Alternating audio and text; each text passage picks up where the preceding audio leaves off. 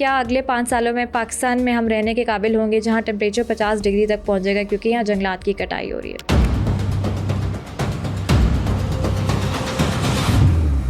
India one of the largest emitter है greenhouse gases emissions का। जब Indus water treaty उन्होंने withheld की, उसको इन अबेंस ले गए, तो वो सेकंड क्राइम था। There will be something that the country will have to do in order to survive. और बायोगैस से रिलेटेड जो इनिशिएटिव्स हैं, डू दे एक्टिवली कलेक्ट ये जो रेजिड्यू होता है ताकि फार्मर्स को ना जलाए, rather it becomes like fuel के तौर पे इस्तेमाल हो सके? These are all small medium enterprises and startups जो कलेक्ट कर रही हैं। सुथरा Punjab, is the focus just in making Punjab more clean or is it more holistic? Suthra Punjab is one of the most landmark initiatives. It has been globally acknowledged. Instead of hiring new workforce and labor in Suthra Punjab, why not engage the informal waste pickers and workers? Top 3 things that we need to focus on.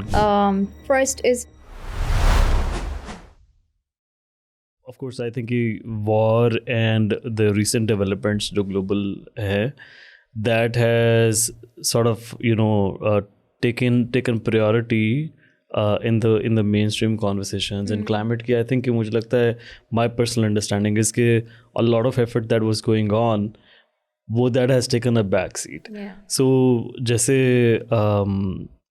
अभी war की वजह से जितनी भी like climate को हमने नुकसान पहुंचाया, so that is not a priority anymore somehow, because human lives are on the line, and broader जो conflict है, that is also something that people are more concerned about. So you being an expert, how do you see these developments, and do you feel that in practice there are somehow कुछ इस conversation के ऊपर इसका असरअंदाज आ रहा है? So interestingly, war पिछले साल पाकिस्तान और इंडिया की भी हुई, और इस साल जो है वॉर ईरान की भी, उससे पहले रशिया यूक्रेन की भी हुई। अगर मैं इन तीनों वॉर्स को as a climate expert analyse करूं, तो इन तीनों वॉर्स ने किसी ना किसी लेवल पे डायरेक्ट कोरिलेशन इस्टेब्लिश किया विद द क्लाइमेट डिबेट, जो कि पहले किसी वॉर ने नहीं किया। पहले किसी वॉर को क्लाइमेट एंगल से स्टडी ही नहीं किया गया। For example, Ukraine Russia war के बाद एक यूक्रेन का कार्बन कैलकुलेटर है जिसने ये एस्टिमेट दिया कि इस वॉर की वजह से इतनी एमिशंस पैदा हो चुकी हैं जितनी फ्रांस की एक साल की एमिशंस। ठीक है, लेकिन ग्लोबल क्लाइमेट डिप्लोमेसी को झटका नहीं लगना चाहिए था कि एक वॉर ने इतने एमिशंस क्रिएट कर दिए। Coming towards India-Pakistan debacle of May 2025, that was also on an ecological resource, that's water. It's not just a strategic resource, it is directly connected with climate change. It's not just that India held Indus Water Treaty in abeyance, it's also that they withheld it, but Pakistan is going through climate extremes that are impacting our glaciers. We don't have our storage capacity well enough that we can cater the geopolitical challenges through our strategic storage. Plus, glaciers are receding due to global climate change impacts. Then we are facing torrential monsoon, and we are also facing western disturbances that come with delayed sort of जो उसका impact है, और उसके बाद अचानक बारिशें हो जाती हैं, गर्मी भी पड़ती है, लेकिन ग्लेशियर्स रीफ्रीज नहीं हो रहे। तो जो हमारे वाटर टावर्स हैं, स्ट्रेटेजिक वाटर टावर्स, वहाँ पे ये सियाचिन और इंडिया, वो भी कॉन्फ्लिक्ट है। वो कॉन्फ्लिक्ट भी कितना पुराना है, 11 सेक्टर का इवेंट हुआ, बट किसी ने क्लाइमेट को उसके साथ डायरेक्ट लिंक नहीं किया।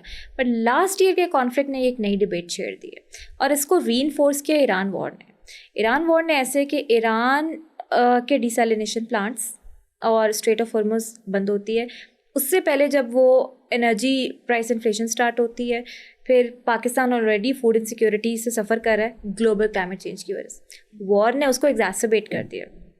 फिर एकदम से एडवाइजरी इशू होती है पाकिस्तान मेट्रोलॉजिकल डिपार्टमेंट की कि वहाँ पे उनकी ऑयल रिफाइनरीज फटी हैं, वहाँ पे काली बारिश हो रही है। ठीक है, तो उसकी वजह से पोल्यूटेंट्स जो हैं वो पाकिस्तान में आ सकते हैं, वेस्टर्न डिस्टर्बेंसेस उनको लेकर आ सकती हैं, जिससे कि एयर क्वालिटी मुतासर हो सकती है। ये लोगों के लिए जनरल एडवाइजरी है, लेकिन ऐसा मुल्क जिसके ग्लेशियर्स 300% ज़्यादा फास्टर पेस में मेल्ट हो रहे हैं, उनमें अगर वो जो ब्लैक पार्टिकल्स हैं जो उस धुएँ में मौजूद हैं, वो आके जब डिपॉजिट होते हैं, सफ़ेद रंग रिफ्लेक्ट करता है, काला रंग एब्जॉर्ब करता है। Those black particles are going to absorb more radiation pollution, and it's going to exacerbate melting. Plus, we are already facing air pollution issues that Pakistan is being ranked at number 1 in context of air pollution and smog challenges. So anything that war की वजह से वो pollutants आ रहे हैं, and it's going to exacerbate the air quality deterioration. It's going to impact us. It has impacted us. So the climate debate has found another area जो पहले बहुत ज़्यादा addressed नहीं था because of these wars, the 3 wars. और इसमें ये एक और mainstream debate बन चुकी है. और आपके ख्याल से जो अभी, क्योंकि रिसेंटली भी Pakistan took the matter to international court of justice, and वहाँ से भी जो रूलिंग आई है, India has denied to accept it, and उनकी जो पोजीशन है it is same as whatever they announced last year after the war. तो इस सूरत हाल में if they continue to control waters जो पाकिस्तान में आ रहा है, तो and if they deny the right that Pakistan has over this water, so what kind of consequences do you think we will have to face? So there are 2 aspects. Pakistan में air pollution का एक जो angle है, one of the key sources में आता है, that is that Pakistan and India has a air shed. हमारा जो पंजाब है और इंडियन पंजाब है वो एयर शेड है, जहाँ पे due to temperature inversion pollutants इधर से उधर मूव करते हैं. अच्छा, pollutants like do they travel this far? Yes. So Indian border पे, इंडिया पाकिस्तान बॉर्डर पे, पंजाब साइड पे बहुत ज़्यादा क्रॉप रेजिड्यू बर्निंग होती है. वहाँ पे कंट्रोल नहीं होती. इवन पाकिस्तान में कंट्रोल हो भी जाए, जब वहाँ कंट्रोल नहीं होती तो उसके पोल्यूटेंट्स भी यहाँ पर आते हैं. और वहाँ पे जितनी इंडस्ट्रियल पोल्यूशन है वो भी यहाँ पर आती है. और अगर पाकिस्तान ना कंट्रोल करे तो यहाँ वाले भी वहाँ जाते. लेकिन पाकिस्तान ने ओवर लास्ट 2 years बहुत ज़्यादा एग्रेसिव मेजर्स लिए हैं, स्पेशली इन पंजाब. हमारी स्मॉग एक्शन प्लान बना, स्ट्रैटेजी बनी, इन्फोर्समेंट हुई. इवन आपने देखा होगा वाटर कैनन्स वाला, फिर स्मॉग टावर्स, फिर काफ़ी रिगरस किस्म की कैंपेनिंग, और वो ग्राउंड में नज़र आई. लेकिन पोल्यूटेंट्स कम ही नहीं हो रहे. तो जब आप सैटेलाइट डेटा देखते हैं तो जो हवाओं की जो डायरेक्शन होती है उसकी वजह से पोल्यूटेंट्स ट्रांस बाउंड्री होते हैं. दे डू नॉट रिकग्नाइज कि ये इंडिया पाकिस्तान के बॉर्डर्स हैं, वो मूव कर जाते हैं.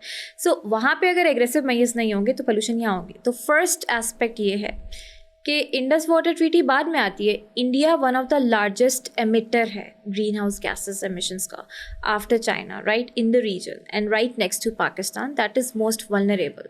सो जब वहाँ पे इतनी ज़्यादा एमिशंस वो कर रहे हैं, फिर चाहे वो हमारे ग्लेशियर्स हों, चाहे वो पंजाब हो या कोस्टल बेल्ट हो, वो सारी पोल्यूशन की वजह से हम इम्पैक्ट हो रहे हैं. तो इंडिया ने सब पोल्यूशन अपनी कंट्रोल नहीं की हुई और वो लार्जेस्ट एमिटर हैं. तो ऑलरेडी एक इन्वायरमेंटल इनजस्टिस का एस्पेक्ट यहाँ आ गया. सेकेंडली, जब इंडस वाटर ट्रीटी उन्होंने विदहेल्ड की, उसको इन अबेंस ले गए, तो वो सेकंड क्राइम था. वो जियो स्ट्रेटिजिकली एंड पोलिटिकली बहुत बड़ा जो है वो एक, it was considered an act of war. Because Pakistan में सिर्फ अगर मैं ग्लेशियर्स की बात करूँ तो अपर इंडस वाटर जो है सिस्टम, वो सारा ग्लेशियर फेड वाटर पे डिपेंड करता है. और पाकिस्तान में उसके बाद सारा हमारा रिवर बेस्ड इरिगेशन सिस्टम है एग्रीकल्चर का. तो 215 मिलियन लोग तो सिर्फ आपके वो ग्लेशियर फेड वाटर पे रिलाई करते हैं. पहले वहाँ पे एमिशंस की वजह से ग्लेशियर मेल्ट हो रहे हैं, फिर स्टोरेज कैपेसिटी हम इंडस वाटर ट्रीटी हमने मानी हुई है, तो हम उस हिसाब से डैम्स भी नहीं बना रहे. ठीक है. और दूसरी बात उसके इन्वायरमेंटल रिपरकशंस भी है. तीसरी बात, economically we are not strong enough कि हम इतने बड़े बड़े डैम्स बना दें. और फिर चौथी बात, आपको बहुत सारे एस्पेक्ट्स देखने होते हैं. फॉर एग्जांपल पंजाब में डैम नहीं बन सकता बड़ा स्टोरेज के लिए, और एग्जिस्टिंग जो है they are politicised, right. So the issue is that वो पानी रोक लेते हैं और वहाँ पे ग्लेशियर भी मेल्ट हो रहे हैं, वो पानी का बर्डन. बारिश अगर एकदम से बीच में हो जाती है, वो पानी का बर्डन. और एकदम से जब जिन सीज़न में ड्राउट होता है, जैसे कि आजकल ड्राई पीरियड चल रहा है, तो हमारे दरिया सूख जाते हैं. So food insecurity, mango cash crop decline हो जाता है प्रोडक्शन में, mango, wheat, cotton, right. So these are all connected. And then दूसरी तरफ बॉर्डर की जंग लगी हुई है, तो आपकी ट्रेड वैसे ही इफेक्ट हुई हुई है. स्ट्रेट ऑफ हॉर्मुज़ में आपका एक कंटेनर फंसता है तो fuel price inflation and other challenges, fertiliser नहीं आ रहा, these are the issue. So everything is well connected. So on 2 sides of the border, we are facing not just geopolitical and economic crisis because of war at one side, but on another side there is an aggressive neighbor that does not take into account the climate repercussions that Pakistan is facing only because of their irresponsible emissions and their the lack of strong action on the ground in context of curtailing the pollution and emissions, etc. This is an issue. Right. And do you think कि अगर वाकई वो पानी को cut off करते हैं specially during the seasons when we need it the most, तो would it become like a survival sort of like point for millions of people in Pakistan? Definitely for instance इसकी manifestation last year थी कि चनाब पे पानी रोका था, तो किसानों ने शो डाला था कि पानी नहीं आ रहा, ड्राई स्पेल स्टार्ट हो गया था. बट देन आपकी एक यूरोपियन कमीशन के सैटेलाइट का डेटा हमेशा प्री मानसून से पहले आ जाता है कि कितना वेदर मॉडल्स का डेटा कि कितना एक्सपेक्टेड मानसून है साउथ एशिया में. इवन आप वर्ल्ड मेट्रोलॉजिकल ऑर्गेनाइजेशन की भी रिपोर्ट्स पढ़ लें तो मार्च अप्रैल तक ये सारी रिपोर्ट्स मौजूद होती हैं जो कि बता रही होती हैं कि कितने % बारिश मुतवक्के है इस एरिया में based on different weather models and projections. Last year European commission satellite का डेटा अवेलेबल था मई में, और उसमें ये प्रोजेक्शन थी कि पाकिस्तान और इंडिया के किन इलाकों में कितने % बारिश जो है वो अबव नॉर्मल होगी because of monsoon season. So that was a public data openly available for everyone. Despite that मई में पानी रोका गया, और कैसे रोका गया, basically as per Indus waters treaty जो हमारे इंडस कमिश्नर है उनके साथ डेटा शेयर होता है कि कितना डैम में पानी है, कितना नहीं है, कितना रिलीज़ किया जाएगा. तो ये पता था कि they are filling up their dams during dry season, जो कि आजकल का मौसम था. They were filling up the dam और पानी यहाँ पे रोक दिया. जब they knew it's going to rain heavily, जब बारिशें शुरू हुई तो पानी उन्होंने रिलीज़ कर दिया, जिसकी वजह से एग्रीकल्चरल लैंड इम्पैक्ट हो गया. सो दो एस्पेक्ट हैं. एक, जब पानी रोका जाता है हार्वेस्ट सीजन में शदीद गर्मी पड़ती है तो फसल सड़ जाती है, उसका बीज पकता नहीं है, वो उसकी ज़ाहिर है. फिर जब आपकी एक्सपोर्ट अफेक्ट हो जाती है, इंडस्ट्रीज़ अफेक्ट हो जाती हैं कि कॉटन प्रोडक्शन उस तरह से नहीं हो पा रही क्योंकि पानी नहीं है, चावल नहीं हो पा रहा, पानी नहीं है. सो और गंदम सड़ना शुरू हो गई, बारिश नहीं हो रही और पानी नहीं है दरियाओं में, राइट. उसके बाद जब एकदम से बारिशें होती है तो जो आपकी एग्रीकल्चरल लैंड है उसमें रेत धंस जाती है, जो कि उस पानी के साथ आती है जो डैम से सिल्ट होता है ना, उसमें जो डैम से रिलीज़ किया जाता है. तो even after the floods are over that land is not able, इतना अच्छा नहीं होता कि उस पर फ़ौरन आप ज़रात कर सकें, प्रैक्टिस कर सकें एग्रीकल्चर, क्योंकि वो डिग्रेड हो जाता है. सो सिल्ट बहुत ज़्यादा आ जाता है, and that's why it takes a lot of effort and money for that farmer कि उसको दोबारा प्रेप करे और फिर दोबारा से क्लाइमेट चेंज हो और दोबारा पानी रोका हुआ. But Pakistan can not do anything about it as of now. Even हम डिप्लोमेसी कर सकते हैं बट हमारी स्टोरेज इतनी नहीं है, और अभी बारिशें वैसी उस तरह की हो नहीं रही, तो पानी उन्होंने रोक लिया. खुदा ना वास्ता बारिश जो कि एक्सपेक्टेड है इस दफ़ा मानसून में ज़्यादा हो सकती है, मानसून बर्स्ट्स आर एक्सपेक्टेड.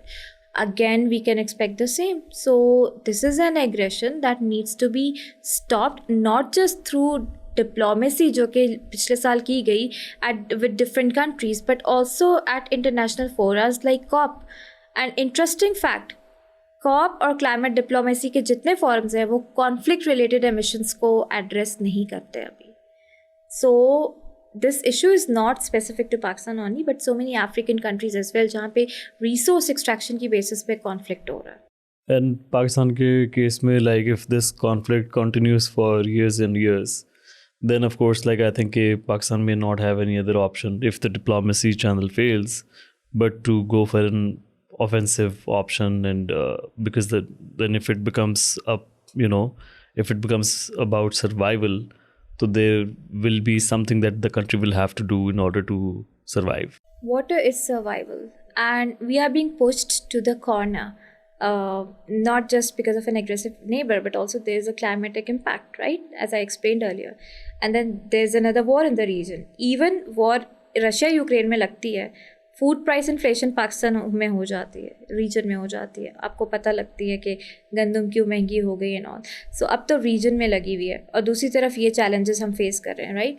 सो दोनों एस्पेक्ट, कॉन्फ्लिक्ट और climate diplomacy within region is missing. And Pakistan को इस चीज़ को हम इंटरनेशनल कोर्ट ऑफ जस्टिस में इंडस वाटर्स ट्रीटी तो लेकर गए, लेकिन इंटरनेशनल कोर्ट ऑफ जस्टिस की ही लास्ट ईयर की रूलिंग थी कि अगर एक कंट्री की वजह से दूसरे कंट्री में जो है क्लाइमेट चेंज हो रहा है, एग्जैसरबेट हो रहा है और इन्वायरमेंटल पोल्यूशन हो रही है, तो that country can take them to accountability through the forum. But उसमें बहुत सारे चैलेंजेस हैं. वो डिसीजन तो लास्ट ईयर आया which is a landmark ruling by the ICJ, but then you have to see who is going to assess the baselines, who is going to blame the other country?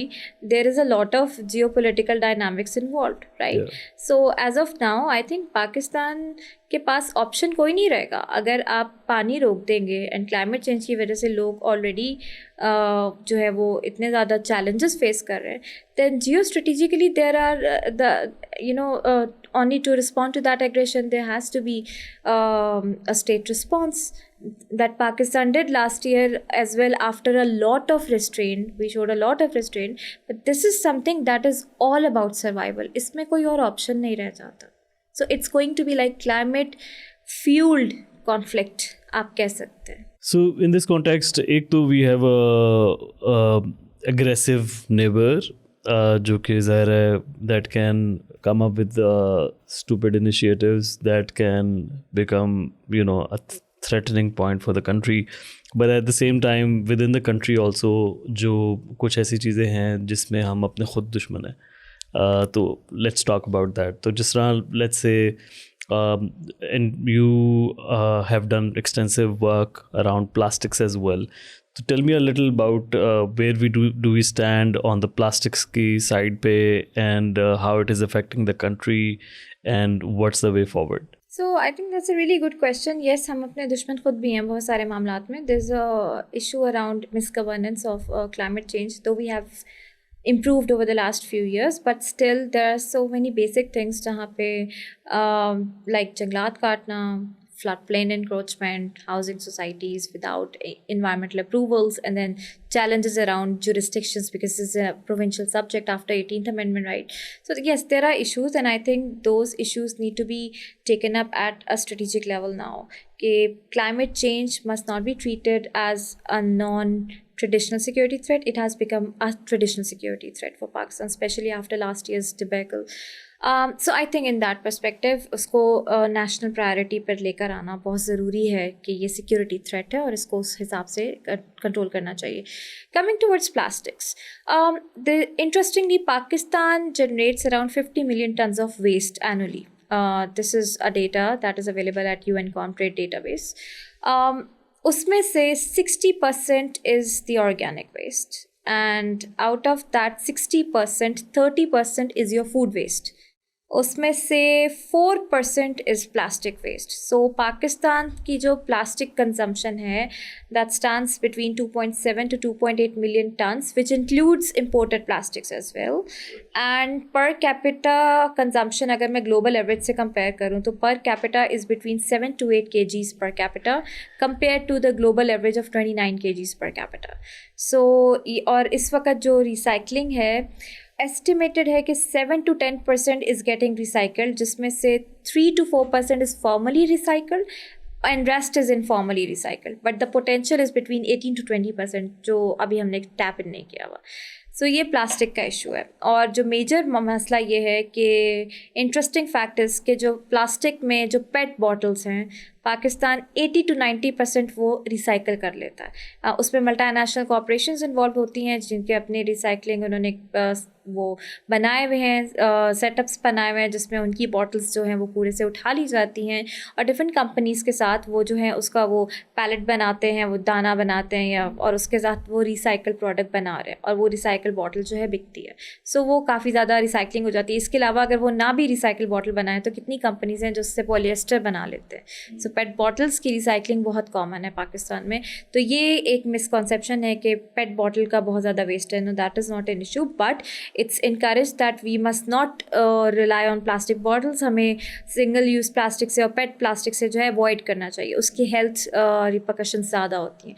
Coming towards another narrative, सो जो issue है plastic का that is not only single use plastics. जो आपका single use plastic bag है वो भी recycle हो जाता है, लेकिन उसका मसला ये है कि जो आपका इनफॉर्मल नेटवर्क है, जो कबाड़ी है जिसको आप कहते हैं या वेस्ट पिकर, वो उसको उठाता नहीं है क्योंकि वो लो ग्रेड होता है. उसको रिसाइकल करना मुश्किल होता है. और जो कबाड़िए हैं वो आपने देखा होगा अक्सर कि वो बड़े बड़े उनके पास बोरे होते हैं जिसमें वो इकट्ठा कर रहे होते हैं प्लास्टिक. उसका वेट होता है जिसके मुताबिक उनको पेमेंट की जाती है. सो जो सिंगल यूज़ प्लास्टिक बैग है उसका इतना वेट नहीं है, तो इसलिए that is discouraged by them. So they don't pick it up always for recycling purpose और इसीलिए उसका गन ज़्यादा नज़र आता है. And on another note, multi-layer packaging plastic is a key issue.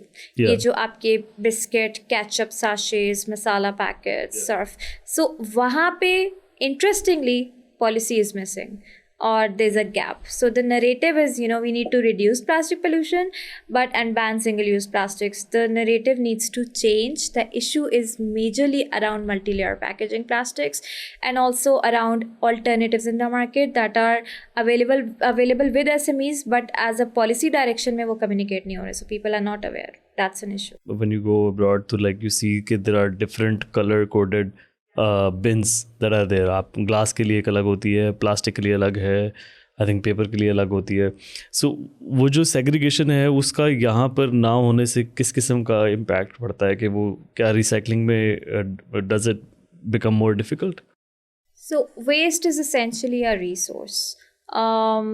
And Pakistan में interestingly nothing gets wasted. Actually, अगर मैं theoretically बात करूँ तो waste है, but practically waste नहीं है, क्योंकि आपका 90% ये जो sector है ये dominated by informal sector है, जिसको पता है कि उसने कौन सी चीज़ चुननी है, recovery करनी है और वो resource के तौर पे बेच देनी है. और इनफॉर्मल सेक्टर से आपकी मुराद ये कि जो जिस तरह वही आपने बात की कि बोरे में जो डाल रहे होते हैं a lot of workers, तो that is like the base of the process.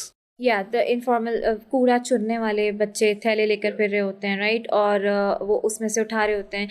जो सबसे बड़ा इशू है प्लास्टिक्स का वो ये है कि पाकिस्तान में जो अभी आप कलर कोडेड बिन्स की भी बात करें, we do not have waste segregation at source. We do not have any waste policy at national level. We have guidelines but no policy. We have waste management companies but they do not segregate any waste, and everything gets dumped, whether उसमें कोई resources हैं या कुछ भी mixed up stream में open landfill sites पे या open dumping या फिर वाटर बॉडीज़ के अंदर जाता है. So we don't have waste segregation at source. तो कलर कोडेड बिन्स तो बहुत दूर की बात है, अभी तो हमारे उस पर रेगुलेटेड ही नहीं है ये चीज़. ये इनफॉर्मल सेक्टर है, यू मेंशन कि it is quite effective in some sense, कि आपने बात की कि बहुत ज़्यादा जो है वो it doesn't go to waste, rather it is recycled in some sense. Absolutely. So your kabadi wala or the informal waste picker knows that what is of value inside that big open dumping pit, and he would pick it up and would sell it to the kabar wala, that is the dealer that deals with waste and junkyard dealers, and they sell it to the recyclers, they sell it to the companies who make recyclable products, etc. So they have their networks and associations on ground. But the issue is that अगर आपका जो कबाड़िया ही है, जो waste picker है, जो basically junk yard dealer है, जो उससे कूड़ा चुनने वालों से वेस्ट ले रहा है और आगे बेच रहा है, वही आपका इंटीग्रेटेड रिसोर्स रिकवरी सेंटर है, IRRC कहते हैं इसको, जहाँ पे बेसिक कन्वेयर बेल्ट के ज़रिए वो ऑर्गेनिक को ड्राई और प्लास्टिक से सेग्रीगेट कर लेता है.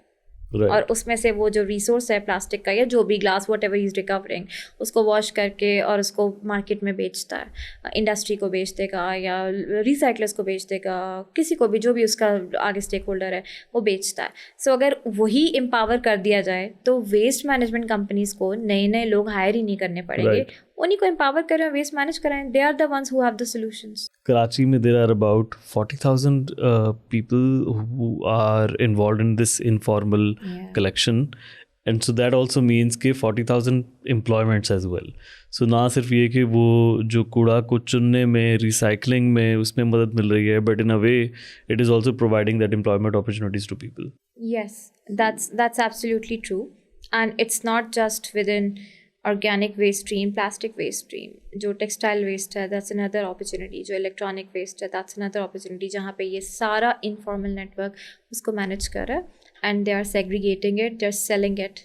So those are, कहने को those are essentially green jobs, but unfortunately because this is informal sector, there are social and environmental health safeguards that are missing. So when they're not formalized, so they have to go through certain challenges. So that's why they should be green jobs, but they're not green in case of our country. And so from government ke end se, like you said, ki there isn't any particular policy or any, this informal sector is not recognized at any level because like these people are on their own. but in other countries is informal sector somehow encouraged so that it becomes somewhat a more respectable job as well, because like that huge number is also saving the government from having a lot of resources like you mentioned. Absolutely. I'd not discuss the only developed countries model, but I'll discuss about the regional best case practices. For example, in our neighboring country, India, so they have established municipality cooperatives by engaging community-based organizations who register the informal sector workers with them, and then they also train them. They have also established sort of fund where private sector invests, and then the funding is ring-fenced to make sure that the children of those informal workers, they get school education, and then they also get trainings, the informal workers, around the protective gear that they must wear in context of whenever they are doing the waste segregation, and how certain OSHA standards, occupational health and safety standards should be adopted so that they are secured from any incidents or disasters or any diseases. So yes, those municipality cooperatives are also established in many other countries, even in Brazil, in Japan, in Denmark, in Sweden. They are managing it by this is one of the ways through which informal sector gets formalized by engaging the local CBOs, the community-based organizations. So these models are available, but before doing this thing up, you need to have a policy in your country.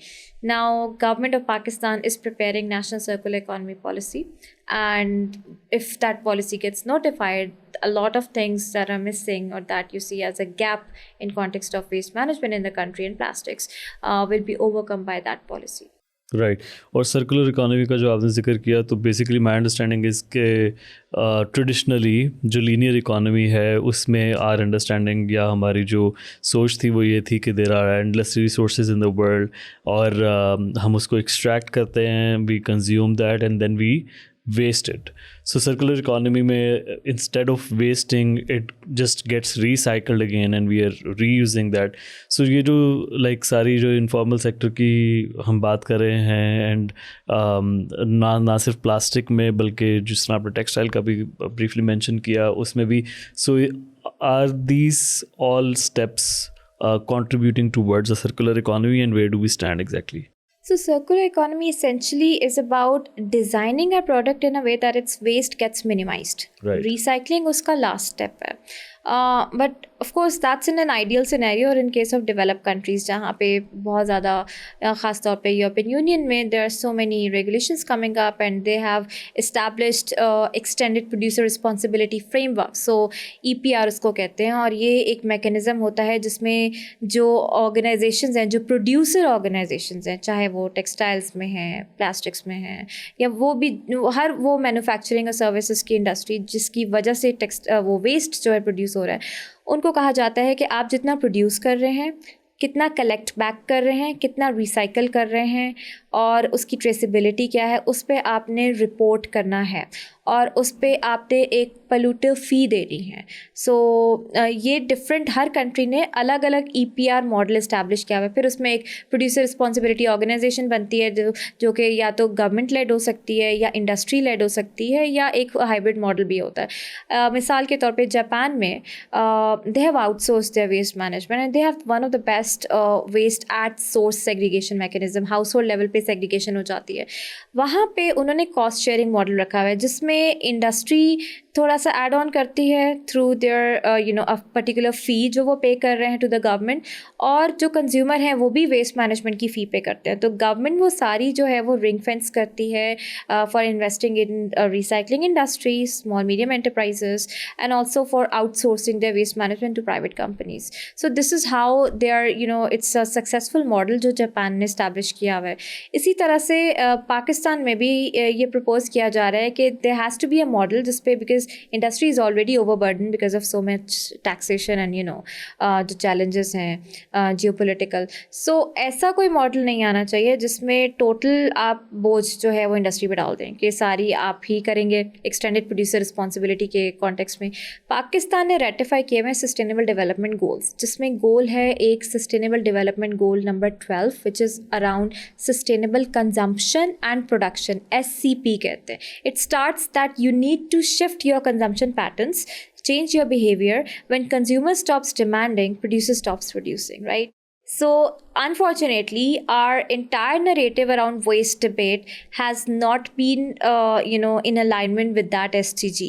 Even the progress that we have shown as part of the voluntary review जो हम commit करते हैं, जो share करते हैं, उसमें SDG 12 की progress सबसे limited है, जिस पे होनी चाहिए सबसे ज़्यादा. हमारा पहला स्टार्ट होता है कि हम बैन कर दें कोई चीज़ विदाउट इन्फॉर्मिंग द कंज्यूमर कि इसका ऑल्टरनेटिव क्या मौजूद है जो कि लो कॉस्ट है और आप कर सकते हैं. फॉर एग्जांपल, जो पहला सवाल होता है जब single use plastic bag ban होता है, हम मिल्क, योगर्ट एंड मीट, इसकी स्टोरेज कैसे, किन किन चीज़ों में करेंगे, इनके बैग्स या कंटेनर्स कहाँ हैं, ऑल्टरनेटिव्स में कहाँ पे अवेलेबल हैं. सो जब वो नहीं अवेलेबल होते तो ब्लैक में चीज़ बिकती है. SUPs, single use plastic bags, अब भी बिकते हैं. They not fully removed from the market. So this is an issue. Alternatives are available with small medium enterprises, but they're not being uplifted in a way कि उनके solutions market में proactively available हो consumer के पास low cost पे. तो ये issue है हमारा. It's that there is a lack of policy making around this particular aspect to encourage circular economy to come full in force, right? Yeah. Or to encourage the producers to produce their products in a way कि वो waste reduce हो. No, it's a like responsible capitalism mindset, right? That needs to be inculcated in the the overall economy that we have. पूरी दुनिया के लिए सबसे बड़ा issue है प्लास्टिक वेस्ट. वो हमारे समंदरों में मैरियाना ट्रेंच से लेके माउंट एवरेस्ट तक, इवन स्पेस में मिल रहा है. And then it degrades into micro and nano plastics. ज़रा सा प्रेशर पड़ा धूप में या कोई भी क्लाइमेट, वो डिग्रेड हो जाता है. और वो जितना स्मॉलर द साइज, उतनी उसकी टॉक्सिसिटी इन्हांस हो जाती है, जो कि उस तरह से अभी तक वेल रिसर्च नहीं है. So it enters your cells and tissues, right? So it's extremely toxic. That's why plastics, और जो पहला प्लास्टिक बना था दुनिया में, वो अभी तक मौजूद है. वो डिग्रेड नहीं होता. माइक्रो से नैनो में तो चला जाता है, बट वो मौजूद रहता है वहाँ पे. सो हमारी जो अर्थ की कैरिंग कैपेसिटी है उसको अपने अंदर जज्ब करने की, वो नहीं है. प्लास्टिक नहीं होता. That's why it is encourage के to go for alternative biodegradable products कहा जाता है, जो कि इको फ्रेंडली हैं, जो कि डिग्रेड हो जाते हैं अर्थ में. वो द इशू इज़ प्लास्टिक्स के अराउंड टेक्निकल कैपेसिटीज़ के भी इश्यूज़ हैं और ग्राउंड रियलिटीज़ की मिसअंडरस्टैंडिंग है. जैसे मैंने आपको बताया, इनफॉर्मल सेक्टर 90% हमारा इनफॉर्मल रिकवर हो रहा है, रिसाइकल हो रहा है. जब आप टोटली बैन कर देते हैं एक वेस्ट स्ट्रीम को और दूसरी वेस्ट स्ट्रीम मैनेज ही नहीं हो रही, सेग्रीगेट ही नहीं हो रही, तो वो चीज़ कैसे ख़त्म हो सकती है? आप मुझे ख़ुद बताइए. मैंने अभी आपको बताया कि 60% ऑर्गेनिक वेस्ट है, 4% प्लास्टिक्स है. शुरू से अब तक इशू सिर्फ हम पॉलिसी में प्लास्टिक्स को उठा रहे हैं, ऑर्गेनिक को नहीं उठा रहे. उस ऑर्गेनिक में 30% फूड वेस्ट है और पाकिस्तान इस वक्त मोस्ट फूड इनसिक्योर कंट्रीज़ की लिस्ट में सर फहरिस्त है, right? So why is our narrative only placed for plastics, not for the food, organic waste? The issue is, और ऑर्गेनिक इज़ अ रिसोर्स, उससे कंपोस्ट बनता है, ऑर्गेनिक फर्टिलाइजर्स बनते हैं जो कि चीप होते हैं, आप बेच सकते हैं फार्मर्स को, किचन गार्डन्स के लिए. Parks and horticulture authority can take benefits from it, so but we are not doing that because it's not the priority. So the issue is plastics में आपकी वेस्ट स्ट्रीम को समझें कि waste stream क्या है. अब एक और नरेटिव आ जाता है, Pakistan is becoming a dumping ground of used textiles. That is totally false. It's not. We are the largest importer of used textiles, but we even manage, we are able to manage the zips and buttons. We don't waste it. हम वो भी upcycle करके back to Europe cell कर रहे हैं. There is a high chance कि Europe से जो जैकेट हमें आई हो किसी ब्रांड की, वो अपसाइकल होके उसमें वैल्यू एडिशन करके वो जीन्स बना के हमने 40-50 पाउंड्स की वापस भेजी है. तो कंपनीज एक्सेल कर रही हैं और it's only 1% textile waste. So we are not becoming a dumping ground. We are offering a marketplace to the world that please send us your textile waste or second hand textiles. We have the capacities to mechanically manage it. Africa ने हाथ खड़े कर दिए हैं कि आप हमें waste भेजना बंद करें, तो क्या आप समंदर में फेंकेंगे? आपको कोई तो मार्केट प्लेस चाहिए. So we are offering that market. So ये ग्राउंड रियलिटीज़ आपको जब तक नहीं पता, policy making without scientific evidence is not going to work in Pakistan. So we need it. I was like talking to somebody and I got to know कि दुनिया में there are enough clothes to fill the needs of 7 generations to come. So like इतना garments जो हैं वो already exist करते हैं. So yeah, but this is interesting कि like how this is being recycled in a way कि अगर उसमें value addition की जा रही है, या even जो clothes होते हैं उसके जो materials होते हैं उसको भी degrade करके it is उसको दोबारा से बनाया आप जाता मुझे एक है, बात बताएं, अभी जैसे हमारे घरों में बहन भाई होते हैं, कज़न्स होते हैं, तो ऐसा तो नहीं होता एक शर्ट हमने ख़रीदी और एक दफ़ा पहनी और फिर फेंक दी, या वो किसी बहन भाई को चली जाती है, या वो किसी कज़न को चली जाती है, या वो हाउस हेल्प को चली जाती है, या वो डस्टिंग मॉप बन जाती है, ठीक है, वो फिर भी वेस्ट नहीं होती। इवन वो डस्टबिन में भी जाएगी तो वो कोई बाहर से उठा लेगा इनफॉर्मल वेस्ट पे कर कि वो जो ब्रिक किन है उनके फ्यूल के लिए वो यूज़ हो सकती है, ठीक है। और इसके अलावा फर्नीचर फिलिंग वाला कोई उठा लेगा कि सोफ़ों की भरवाई के लिए वो जो कपड़े हैं, this is happening in Pakistan. So we do not waste textiles at all, but in develop countries वहाँ पे दे वेयर इट और वो एक दो दफ़ा पहन के वो फेंक देते हैं। सो वहाँ पे ये इशू है। पाकिस्तान में ये इशू है नहीं। हमारी कल्चरल प्रैक्टिसेस कुछ इंडिजिनस ऐसी हैं जिसमें टेक्सटाइल वेस्ट नहीं होता। तो इन अ वे सर्कुलर इकोनॉमी चाहे फॉर्मली उस तरह से मे बी पॉलिसी लेवल पे ना बहुत ज़्यादा इफेक्टिव हो, बट प्रैक्टिस में it is already there. Yes, it is already there. We just have to acknowledge certain practices and we have to integrate those practices within our policy documents. We don't need to import any practices from, other countries. We have our own practices. And the best policy is the policy that integrates indigenous solutions and make it, scalable through enforcement and action plans. So what we need right now is we have a youth pulse. They have solutions. There are so many startups led by youth. There are so many SMEs being led by women who are managing waste, who are making compost out of organic waste. There are youngsters who are collecting the edible food from restaurants and selling it to the underprivileged people. So they are helping achieve SDG 1 and 2 targets as well, right? But unfortunately, they are not being scaled up. The ownership is missing. The seed money, even if they get it, but if the ownership in the form of, them getting acknowledged within the policies is missing. So जब endorsement नहीं होगी तो वो solutions कैसे scale up होंगे? So SME, startups, local businesses, youngsters के ideas वही integrate करते हैं, हमारा 90% इशू रिजॉल्व हो जाता है। और ऑर्गेनिक वेस्ट की जब आप बात करती हैं तो इसमें एग्जैक्टली क्या शामिल है? जो फार्मर्स की जो स्पॉइलेज है वो सारी शामिल है, या जो आमतौर पे रेस्टोरेंट्स में खाना जो ज़ाया हो रहा होता है वो चीज़ें शामिल हैं? How do you see that? So organic waste में एक तो हॉस्पिटैलिटी सेक्टर का वेस्ट है जिसमें टोटल 60%, हॉस्पिटैलिटी सेक्टर का 30% है। अच्छा। और उसमें एडिबल जो अच्छी क्वालिटी का फूड है वो भी है। इसके अलावा और भी जो पील्स हैं, वेजिटेबल और फ्रूट्स की एट्सेट्रा, वो सारा उसमें आ जाता है। उसमें इसके अलावा और भी ऑर्गेनिक वेस्ट में हम जैसे ये गार्डन वेस्ट है वो भी आ जाता है। So it can all be utilized. लेकिन इसमें post harvest waste losses भी आते हैं. Now this is a very big issue in Pakistan. Why? The post harvest waste losses include your rice husk और maize और barley के जो होते हैं, जो सिट्टा जिसको आप कहते हैं, बाद में उसके छिलके, वो सारा क्या होता है, फार्मर को अपनी ज़मीन अगली उसके लिए तैयार करनी होती है ना, तो ये सारा जलाते हैं। So this is crop residue burning जो कि मैक्सिमम कंट्रीब्यूट करती है स्मॉग में। This is an issue, right? So उसके इकोनॉमिकली भी वो बहुत ज़्यादा पाकिस्तान को नुकसान दे रहा है। अगर वो हम उसको वैल्यू एडिशन कर दें और वो अपसाइकिल हो जाए, उसके बहुत से फ़ायदे हैं। For example post harvest waste losses livestock fodder के तौर पे यूज़ हो सकता है।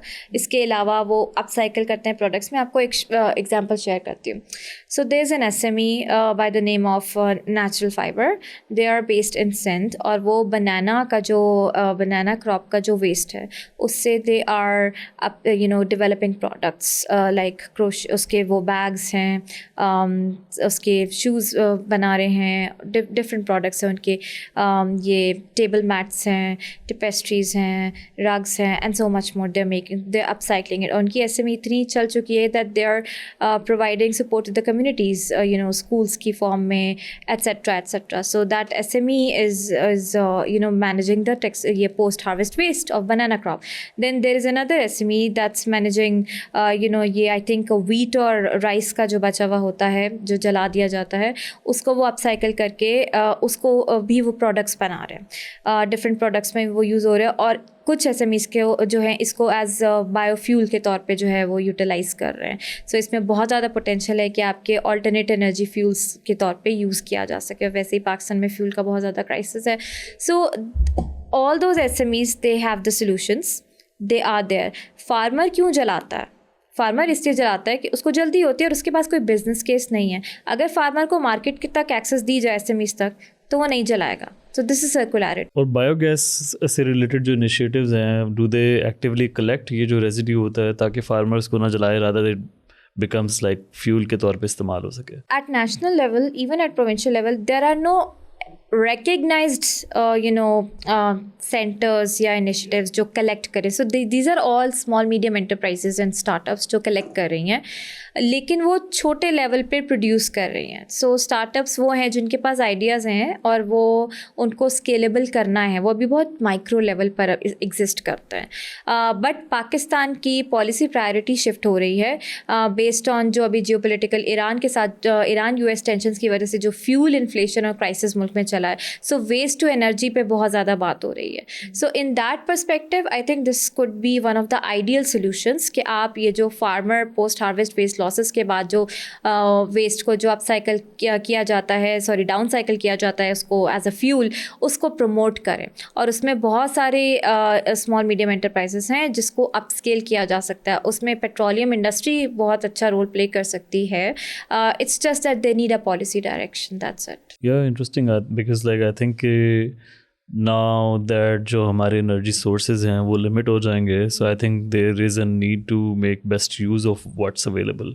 Absolutely. And I think the best use should be the alternate sources that we already have in the country that we are wasting, and that is causing us economic crisis as well. Post harvest waste losses जितना waste होता है वो उतनी बड़ी economic opportunity आप waste कर रहे हैं. बायोगैस के हवाले से लाइक ऑलरेडी जो initiatives that are underway, government led initiatives भी, are they doing good enough, या किस तरह का भी आप देखती हैं कि where do they stand? So if I compare it with other countries in the region like China, Bangladesh and India, Pakistan has not done anything in that context. वहाँ पे बहुत बड़ी बड़ी इन्वेस्टमेंट्स हुई हैं, बहुत वेल इस्टेब्लिश्ड उनके initiatives हैं, क्योंकि ये रिसोर्स यहाँ साउथ एशिया में तो बहुत ज़्यादा अवेलेबल है इंक्लूडिंग पाकिस्तान. बट अगेन बात वही होती है ना कि पॉलिसी प्रायोरिटी जब तक नहीं होती तो इन्वेस्टर आके क्यों इन्वेस्ट करे. This is an issue. On another note, there are many feasibility assessments that academia has conducted, but again because the policy direction is missing, one of the key areas जो इसके लिए required है, इस पे waste को upstream करने की बात हो रही है ना, कि आप उसको रीयूटिलाइज करते हैं. एंड देन बायोगैस को आपको पॉलिसी के अंदर इंटीग्रेट करना है. आपकी क्या डायरेक्शन है जो आप दे रहे हैं. सो बायोगैस के लिए लाइफ स्टॉक से इतना बड़ा रिसोर्स आपके पास अवेलेबल है, वो वेस्ट हो जाता है, हम यूटिलाइज़ नहीं करते. सो हमारे और चैलेंजेस अभी आप बात कर रहे हैं, तो अगर हम अपने खित्ते में बाकी कंट्रीज़ को देखें तो उसी चीज़ से वो इतने बड़े प्लांट्स लगा चुके हैं, बट हमने अभी तक उसको असेस नहीं किया. So the challenge is institutionally structural governance के चैलेंजेस यहाँ पे ज़्यादा हैं. फिर जो प्राइस के चैलेंजेस आते हैं गैस की, फिर टैक्सेशन से भी इंडस्ट्री डरती है बहुत ज़्यादा. तो आपको बिजनेस एज यूजुअल एनवायरनमेंट को थोड़ा सा आपको ऐसे रेगुलेट करना है कि वहाँ पे आप इंसेंटिव क्या दे रहे हो. अगर इसमें इंडस्ट्री के लिए कोई इंसेंटिव होगा तो डेफिनेटली आपको क्या लगता है कि इन्वेस्टमेंट नहीं होगी, बहुत ज़्यादा होगी. जब इंसेंटिव नहीं होगा, व्हाई वुड एनीबडी केयर कि बायोगैस होना चाहिए पाकिस्तान में या नहीं. This is an issue. It is producing enough energy, और वो ऑल्टरनेटिवली जो बाकी रिसोर्सेज हैं उनसे आपको if you getting it developed in a cheaper cost, and the private sector, if they are able to make money out of it, so there would be more initiatives. So you have to treat these things as a business case. Environment and climate is a business case for a country like Pakistan. It provides opportunities, but how you provide that business regulatory environment, that is a question, because development partners are not going to keep on funding you for lifetime. You have to ensure the sustainability of different initiatives by engaging your private sector, and for them you need to come up with incentives, either fiscal or non-fiscal, that depends. और जो बाकी initiatives हैं government में, like जिस तरह अभी साफ़ सुथरा पंजाब ख़ास तौर पे there is a special emphasis on that, क्योंकि वो काफ़ी कैंपेन्स वगैरह भी इसकी नज़र आती हैं. Is the focus just in making Punjab more clean, और is it more holistic? So, Sutra Punjab is one of the most landmark initiatives. It has been globally acknowledged, and I think I still remember when Punjab government started off with, investor roadshow where they invited different companies to come up with their, ideas around it on waste management, etc. So, उसके बाद सुथरा पंजाब को एकदम से boost मिला और इतने सारे डिस्ट्रिक्ट लेवल पे पंजाब में वेस्ट मैनेजमेंट कंपनीज बनाई गई जिनको ये कहा गया कि आप वेस्ट मैनेज करें, at least collection rate by management I mean कि कलेक्शन एफिशिएंसी जो है वो इन्हांस की गई।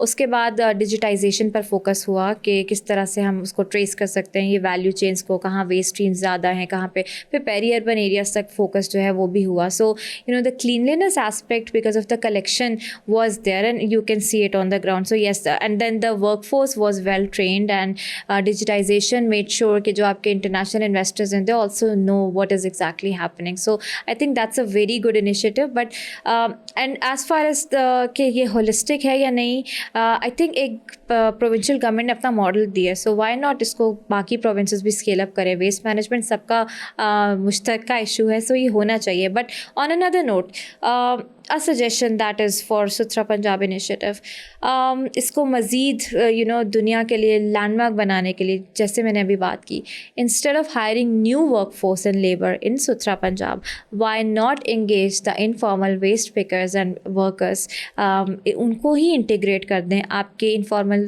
का इशू ख़त्म हो जाता है। वो जो हम बात करते हैं ना, फॉर्मलाइज योर इनफॉर्मल सेक्टर, तो लोगों को लगता है पता नहीं है तो कितना बड़ा चैलेंज है। सुथरा पंजाब में ये चैलेंज नहीं हो सकता। आप उन्हीं को इंटीग्रेट करें जिनको पता है कि सेग्रीगेशन कैसे करनी है, उनको रजिस्टर करें सुथरा पंजाब में, उन्हीं को ट्रेनिंग्स दिलाएं। जो आप नए वर्कफोर्स को ट्रेन कर रहे हैं, आपकी लोकल लेबर मौजूद है, सो आप उसी के थ्रू करें, तो आपका ये मेन स्ट्रीम हो जाता है informal sector with in the Suthra Punjab initiative. And I think वहाँ से आपके पास जो वेस्ट मैनेजमेंट हो सकती है वो नई फोर्स को करके, उनकी ट्रेनिंग मज़ीद करके, वो कॉस्ट भी सेविंग होती है। आई थिंक वहाँ पे ये सजेशन है कि आप उनको इंगेज करें। So chaos and other crime reports जो है, वो इंसिडेंसीज हैं, वो रिड्यूस होते हैं इन सब चीज़ों से, क्योंकि आप रजिस्टर करना शुरू कर दें। And then also on another aspect, small medium enterprises जो रिसाइकलिंग में है, वेस्ट रिकवरी में है, उनको इंटीग्रेट करें सुथरा पंजाब में। सो जो आपकी वेस्ट मैनेजमेंट कंपनीज़ हैं वो डायरेक्टली कनेक्टेड हों, सो दैट वो वहाँ से कलेक्शन एफिशिएंट कर लिया उन्होंने, बट अब रिकवरी एफिशिएंट करें। जो नेक्स्ट स्टेज है उस पर वो वहाँ से जो वेस्ट रिकवर हो रहा है उसको सेग्रीगेट करें, और वो स्मॉल मीडियम एंटरप्राइजेस उनसे ख़रीदें। सो जो आपकी वेस्ट प्लास्टिक इंपोर्ट का मसला है ना, कि इतना प्लास्टिक इंपोर्ट हो रहा है मुल्क में क्योंकि रिसाइकलिंग के प्रोडक्ट्स भी बनाने, वो मसला ख़त्म हो जाएगा। जो पैकेजिंग प्रोडक्ट्स बनाने हैं इंपोर्टेड प्लास्टिक के, वो मसला काफ़ी हद तक रिड्यूस हो जाएगा। So this is a solution. Right. और वेस्ट मैनेजमेंट के हवाले से डू यू थिंक कि पब्लिक अवेयरनेस काफ़ी है, और there is a need for more of it, और if there is any initiative going on government level पे? So in context of public awareness, I think public awareness is not there, and this is, I am speaking from my personal experience based on a fact. For example, आप एक society में रहते हैं, पिंडी इस्लामाबाद में, हम यहाँ बैठे हुए हैं, कितनी हाउसिंग सोसाइटीज़ बनी हुई हैं, आप उसके मेंटेनेंस चार्जेस देते हैं।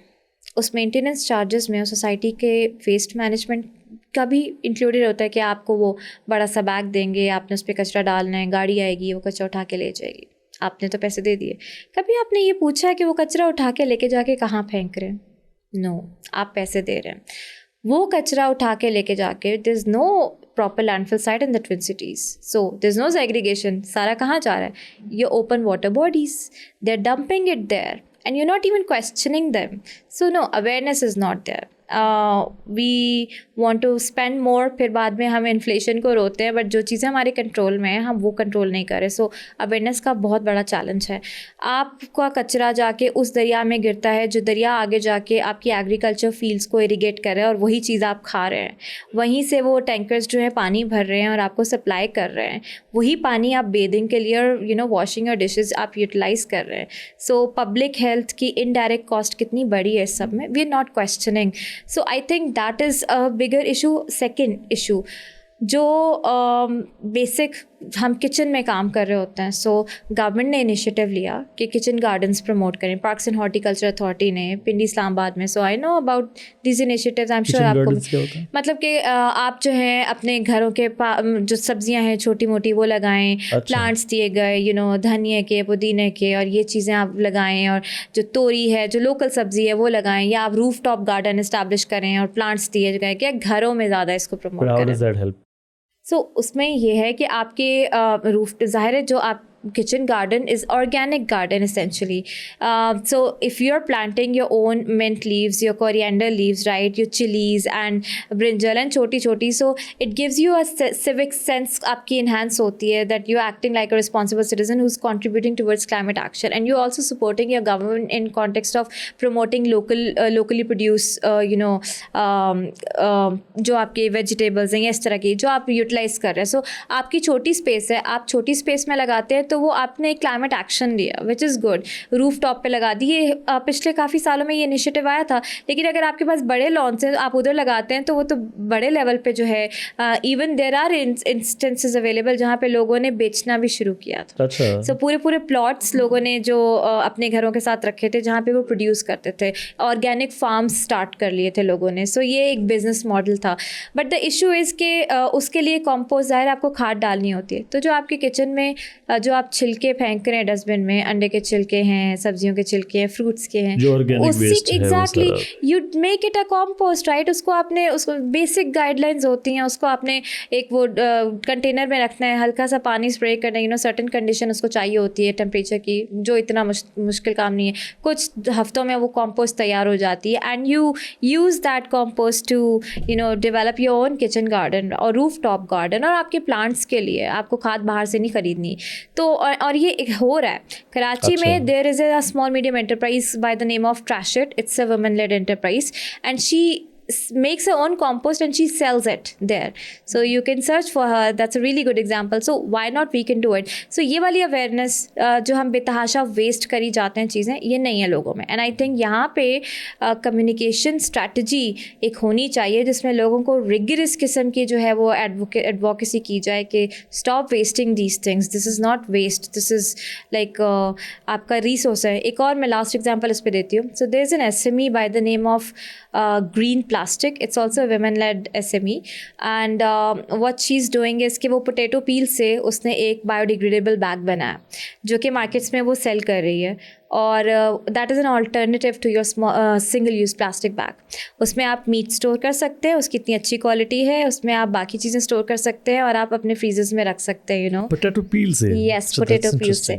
That is a local small medium enterprise, and she has scaled it up in such a good manner that she is from a local university, Fatma Jinnah Women University. That's also my own university. So her supervisor supported her, and she has scaled it up that she's selling those biodegradable bags into the markets in Islamabad.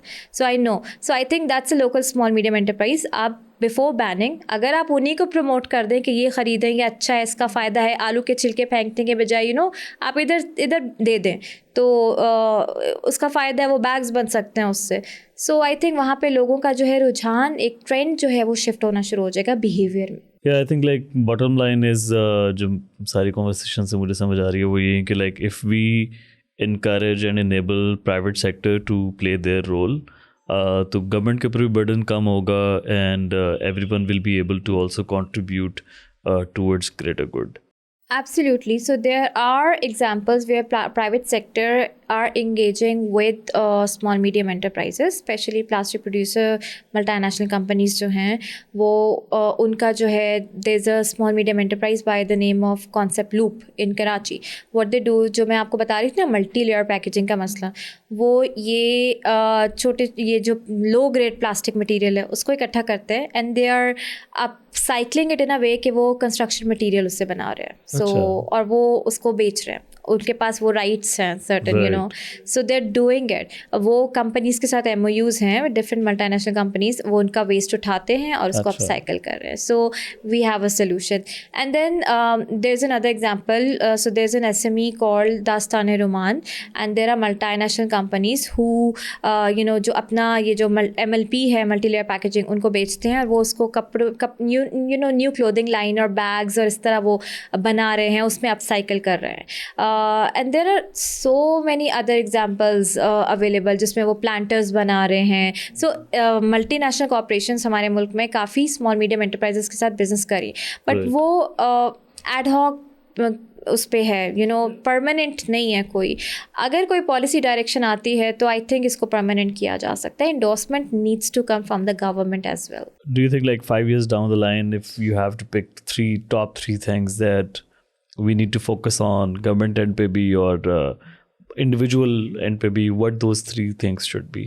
First is waste segregation. ठीक है, at source में time लगेगा, but at least commercial level पे उसको आप basic segregation करें. So that's important. Second, we need to mainstream climate and environment as a development priority, development and fiscal priority. So yes, we have climate budget tagging at federal level, but provincial level पे जहाँ actual disasters हो रहे हैं, जहाँ actual plans and projects लग रहे हैं, वहाँ पे it's not there.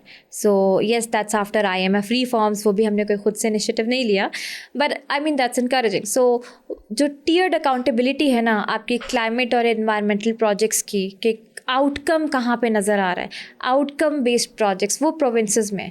सो एक आपको इसको डेवलपमेंट और फिजिकल प्लानिंग में लेके आना है, ये सेकेंड है. Third aspect is first is waste, second is climate, third aspect is consumer behavior and the right policy narrative. You cannot focus on bans when your consumer is not aware कि market में alternative क्या available है. Yeah. When your producer is not aware कि अच्छा plastic की sheet नहीं चढ़ानी, तो अब मैं कोई इसका बायोडिग्रेडेबल वर्जन लाऊं और वो इंपोर्ट करूं, वो महंगा हो, वो प्रोडक्ट की कॉस्ट बढ़ जाती है, तो कंज्यूमर उसका तो बिज़नेस ख़त्म हो जाएगा, कंज्यूमर ख़रीदेगा ही नहीं. So for any kind of policy narrative, introduce communication strategy for consumer behavior. You need to study your consumer base. हमने अगर एक रिवर्स वेंडिंग मशीन किसी मॉल में रख दी है कि आप इसमें प्लास्टिक बॉटल्स डालें, आपको इस पे ना क्रेडिट्स मिलेंगे या पैसे मिलेंगे, तो हमारा कंज्यूमर कौन है? यंगस्टर 70% है. वो कहेगा अच्छा this is a new thing, तो चलो वो ख़रीदते जाएंगे, बजाय इसके कि वो प्लास्टिक बॉटल वेस्टेड उसमें डालें, वो ख़रीदते जाएंगे, उसमें डालते जाएंगे for the sake of getting credits. So it's like a fun thing for them, right? So why not study your consumer perception first, introduce narrative behaviors जो कि उस पर हैं पॉलिसी से पहले, and then come up with the strategies on bans and anything around polluter pays principle. Otherwise it's not going to work. Before we conclude, I have a question for you that I requested our last guest, and I'll just ask you that. Is Pakistan efficiently presenting its case in international climate diplomacy forums and is able to access climate finance? So the answer is that there has been success stories for Pakistan. For example, in context of diplomatically raising its climate case, specifically after floods 2022 at COP27, when Pakistan was, chairing the G77 plus China, and we advocated for loss and damage fund. So the fund became operationalized. So it was a big diplomatic success for us. After that, at COP, the Pakistan has been projecting different initiatives, around climate, but the case has not been strong enough in context of what's actually happening when we talk about climate change injustices in Pakistan, especially like we discussed the regional climate challenges in context of an aggressive neighbor, and then also in context of conflict, that we have been overseeing these things coming up for years. We knew that this is going to happen someday, so we are not projecting it. Secondly, in context of accessing climate finance, as I mentioned earlier, we need to treat climate as a business case. And when I talk about treating it as a business case, I mean we need to develop bankable project pipelines for international investors by giving them guarantees, that if you invest in this pipeline, this is going to be the outcome, and this is how it's going to look like, and this is how it's going to be made sustainable for Pakistan. This is how so many business partners from Pakistan are going to be involved in this project. So we are not able to access GCF, the Global Climate Fund, the way other countries from the region have been able to access it. We have not been able to access other multilateral development funds, although now after US backed out from Paris Agreement, finance has been shrinking. But even then, there are so many financing streams available that were announced at last Brazil COP as well. But unfortunately, Pakistan's bankable project pipeline is missing, although Ministry of Climate Change has come up with the climate prosperity platform, where they have identified certain areas where investors can come in and invest, and how it's going to boost the outcome and impact. But the kind of data, the kind of projections that investors are looking up, and the kind of guarantees, the kind of insurances, the risk guarantees that investors are looking up as of now, they're missing. So in that perspective, no matter हम कितना काम कर लें, जब तक हम investor confidence risk guarantee से build नहीं करेंगे, डेटा से बिल्ड नहीं करेंगे, तब तक फाइनेंस का इशू रहेगा. और हमें मेन स्ट्रीम करना पड़ेगा कि क्लाइमेट फाइनेंस की ओनरशिप किसके पास रहेगी और क्लाइमेट फाइनेंस की डिसबर्समेंट कैसे होगी. हमने ये तो बता दिया कि एनुअल डेवलपमेंट प्लान को, हर प्रोजेक्ट को, जो PSDP के प्रोजेक्ट्स हैं वो 1% एलोकेशन क्लाइमेट की तरफ करेंगे. लेकिन क्या हम अकाउंटेबिलिटी कर रहे हैं डिस्ट्रिक्ट प्रोविंशियल लेवल पे, और हम देख रहे हैं कि आउटकम कहाँ आ रहा है या नहीं. अगर आउटकम नहीं आया, देन इट्स मेयर ऑप्टिक्स. जहाँ पे सिर्फ मीटिंग्स, MOUs और कॉन्फ्रेंसेस की बात हो रही है, तो आवाम को एक अकाउंटेबिलिटी करने की ज़रूरत है कि ये सिर्फ ऑप्टिक्स है, क्योंकि आपको आउटकम किसान की ज़मीन पर नज़र आता है. अगर वो नहीं है तो it's mere optics, not the actual impact. So मेरा आंसर यहाँ पे ये है. So in a nutshell, long way to go. Yes, long way to go, but youth has a lot of potential. I think we need to set our priorities straight. हमें depression और उससे निकल के कुछ काम करने की ज़रूरत है. एंड एक पॉलिसी डायरेक्शन के लिए ज़रूरी है कि एविडेंस क्रिएट हो. एविडेंस क्रिएट तब होता है जब आप रिसर्च पे फोकस करते हैं. So we must upskill ourselves in context of generating evidence, and in context of narrative building, and in context of setting our priority straight. What exactly we want as development. क्या हमें infrastructure चाहिए, या क्या अगले 5 सालों में पाकिस्तान में हम रहने के काबिल होंगे जहाँ टेम्परेचर 50 डिग्री तक पहुँच जाएगा क्योंकि यहाँ जंगलात की कटाई हो रही है. सो ये हमें डिटर्मिन करना है. Zainab, thank you so much for your time. Thank you so much for inviting me. And I hope to see you soon again. Sure. Thank you so much.